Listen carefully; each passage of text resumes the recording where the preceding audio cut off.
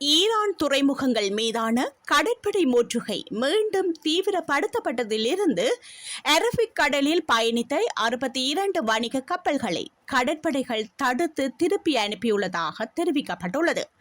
இன்றைய பார்வை நிகழ்ச்சியுடன் இணைந்திருக்கிறீர்கள்.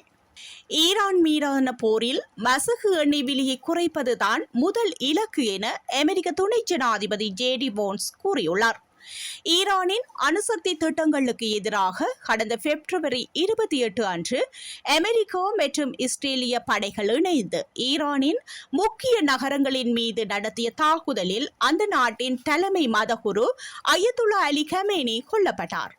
இதனைத் தொடர்ந்து இரு தரப்புக்கும் இடையே போர் வெடித்த நிலையில் கடந்த ஜூன் மாதம் கையெழுத்தான அமைதி ஒப்பந்தத்தை அமெரிக்க அரசு ரத்து செய்ததால் மீண்டும் போர் தாக்குதல்கள் தொடங்கியுள்ளன. இந்த போரின் முக்கிய இலக்கு ஈரான் அணுசக்தி திட்டத்தை கைவிடுவது என அமெரிக்க ஜனாதிபதி டொனால்ட் ட்ரம்ப் தொடர்ந்து பிரச்சாரம் மேற்கொண்டு வருகின்றார். இந்த நிலையில் ஈரான் மீதான போரின் முதல் இலக்கு மசகு எண்ணெய் விலையை குறைப்பதுதான் எனவும் இரண்டாவது இலக்கு ஈரான் அணு ஆயுதங்களை பெறாததை உறுதி செய்வது எனவும் அமெரிக்க துணை ஜனாதிபதி ஜேடி வான்ஸ் கூறியுள்ளமை பெரும் அதிர்வலைகளை உருவாக்கி வருகின்றது. இது தொடர்பில் ஜேடி வான்ஸ் மேலும் தெரிவிக்கையில், போர் தொடங்கிய ஆரம்ப நாள்களில் இருந்த உச்சவிலையை விடவும் இன்று மசகு எண்ணெய் விலை குறைவடைந்துள்ளது என்பதை நான் அறிவேன். நாடு முழுவதிலும் உள்ள அமெரிக்கர்களுக்கு எண்ணெய் மற்றும் எரிவாயு மலிவான விலையில் கிடைக்கின்றமையை உறுதி செய்வதே எங்களின் முதன்மையான இலக்காகும். மேலும் ஈரான் ஒருபோதும் அணு ஆயுதங்களை பெறாததை உறுதி செய்வது எங்களின் இரண்டாவது இலக்காகும் என தெரிவித்துள்ளார். முன்னதாக அமெரிக்க தாக்குதல்களுக்கு எதிரான சர்வதேச எரிபொருள் விநியோகத்தின் முக்கிய பாதையான ஹோர்மோஸ் நீரிணையை ஈரானிய படைகள் முடக்கியுள்ளன. இதனால் எரிபொருள் விநியோகம் தடைப்பட்டு சர்வதேச அளவில் மசகு எண்ணெய் தட்டுப்பாடு உருவாகி அதன் விலை உயர்ந்துள்ளது. இதையடுத்து இந்த போரில் ஹோர்மோஸ் நீரிணையை கைப்பற்றுவதற்கு அமெரிக்க அரசு மும்முரம் காட்டி வருவது குறிப்பிடத்தக்கது. இதேவேளை ஈரான் துறைமுகங்கள் மீதான கடற்படை முற்றுகை மீண்டும் தீவிரப்படுத்தப்பட்டதிலிருந்து அரபிக் கடலில் பயணித்த 62 வணிக கப்பல்களை கடற்படைகள் தடுத்து திருப்பி அனுப்பியுள்ளதாக தெரிவிக்கப்பட்டுள்ளது. அமெரிக்க மத்திய கட்டளை தலைமையகம் இதனை தெரிவித்துள்ளது. அதன் அடிப்படையில் இன்று வரையிலான நிலவரப்படி முற்றுகை விதிகளை மீறாமல் பூரணமாக பின்பற்றுவதை உறுதி செய்வதற்காக 3 கப்பல்கள் செயலிழக்க செய்யப்பட்டுள்ளதுடன் 2 கப்பல்களில் நேரில் சென்று சோதனைகளும் நடத்தப்பட்டுள்ளதாக தெரிவிக்கப்பட்டுள்ளது. வாஷிங்டன் மற்றும் தெஹ்ரான் இடையேயான மோதல்கள் மீண்டும் வெடித்ததை தொடர்ந்து கடந்த ஜூலை 14 முதல் இந்த முற்றுகை நடவடிக்கை மீண்டும் நடைமுறைக்கு கொண்டு வரப்பட்டுள்ளது. இருப்பினும் அமெரிக்காவின் இந்த முற்றுகை சட்டவிரோதமானது என்று சர்வதேச சட்டங்களை மீறும் செயல் என்றும் ஈரான் தொடர்ந்தும் கூறி வருகின்றமை குறிப்பிடத்தக்கது. இதேவேளை வெள்ளிக்கிழமை அன்று 2 வணிக கப்பல்கள் மட்டுமே ஹோர்மோஸ் நீரிணை வழியே பயணித்துள்ளதாக தெரிவிக்கப்பட்டுள்ளது. கப்பல்களை கண்காணிக்கும் ஹெப்லர் நிறுவனத்தின் பகுப்பாய்வின்படி இந்த தகவல் தெரிவிக்கப்பட்டுள்ளது. இதன் அடிப்படையில் குறித்த 2 கப்பல்களில் ஒன்று ஈரானிய கடற்பரப்பிற்குள் நுழைந்த தானியக்க கப்பல், மற்றொன்று எதிர் திசையில் சென்ற காலியான உலர் சரக்கு கப்பல் என தெரிவிக்கப்பட்டுள்ளது. இது தவிர திரவமாக்கப்பட்ட பெட்ரோலிய எரிவாயுவை ஏற்றி செல்லும் காலியான டேங்கர் கப்பல் ஒன்று நீரிணை வழியே பாரசீக வளைகுடாவிற்குள் நுழைந்ததாக தரவுகள் காட்டுகின்றன. வெள்ளிக்கிழமை அன்று கச்சா எண்ணெய் ஏற்றி சென்ற எந்தவொரு கப்பல்களின் பயணமும் பதிவாகவில்லை. அத்தோடு வியாழக்கிழமை அன்று 9 கப்பல்கள் இந்த நீரிணையை கடந்துள்ளன. இது புதன்கிழமை பதிவான 5 கப்பல்களை விட அதிகம் என்றாலும் ஆகஸ்ட் மாதத்தின் சராசரி தினசரி எண்ணிக்கையான 12 விட குறைவானதாகும்.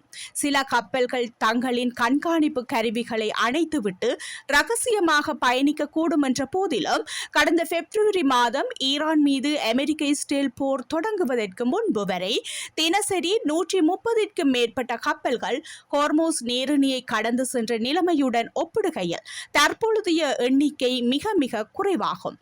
இது குறித்து வெரிஸ் மேபிள் கிராஃப்ட் அபாய உளவுத்துறை நிறுவனத்தின் மத்திய கிழக்கு பிராந்திய முதன்மை பகுப்பாய்வாளர் டாஃப் ஜோன் சோல்வெட் கருத்து வெளியிட்டுள்ளார்.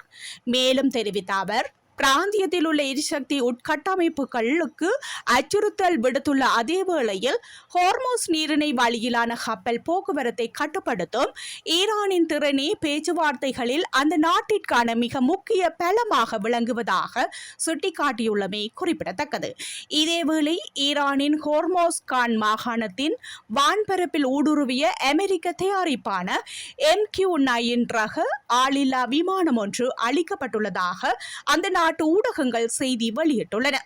IRIC வான்வெளி படையால் இயக்கப்படும் மேம்பட்ட வான் பாதுகாப்பு அமைப்பு மூலம் இடைமறிக்கப்பட்டு குறித்த ஆளில்லா விமானம் அளிக்கப்பட்டதாக தெரிவிக்கப்பட்டுள்ளது. கடந்த மாதம் தெற்கு மேற்கு நகரமான அஹ்வசூக்கு மேல் பறந்த மற்றொரு அமெரிக்க MQ-9 ஆளில்லா விமானத்தை தனது விண்வெளி படை சுட்டு வீழ்த்தியதாக IRIC முன்னதாக தெரிவித்துள்ளது. இந்த நிலையில் ஈரானின் எதிர்ப்பு நடவடிக்கைகள் விரிவடைந்துள்ளதாகவும் தெரிவிக்கப்பட்டுள்ளது. எனினும் இந்த செய்தி குறித்து அமெரிக்கா எந்தவித தகவலையும் இதுவரையில் வெளிப்படுத்தவில்லை என்பது குறிப்பிடத்தக்கது. இதேவேளை எதிர்வரும் பிரிக்ஸ் உச்சி மாநாட்டில் கலந்து கொள்வதற்காக ஈரான் ஜனாதிபதி மசூத் பெசக்சியன் இந்தியாவிற்கு பயணம் மேற்கொள்வார் என அந்த நாட்டு வட்டாரங்கள் தெரிவித்துள்ளன. செப்டம்பர் மாதம் நடைபெறவுள்ள இந்த உச்சி மாநாட்டில் பெசக்சியன் பங்கேற்க உள்ளதாக தெரிவிக்கப்படுகின்றது. 2026 ஆண்டிற்கான தனது தலைமை பொறுப்பின் கீழ் இந்தியா 18வது பிரிக்ஸ் உச்சி மாநாட்டை நடத்துவதால் இந்த பயணம் முக்கியத்துவம் பெறுகின்றது.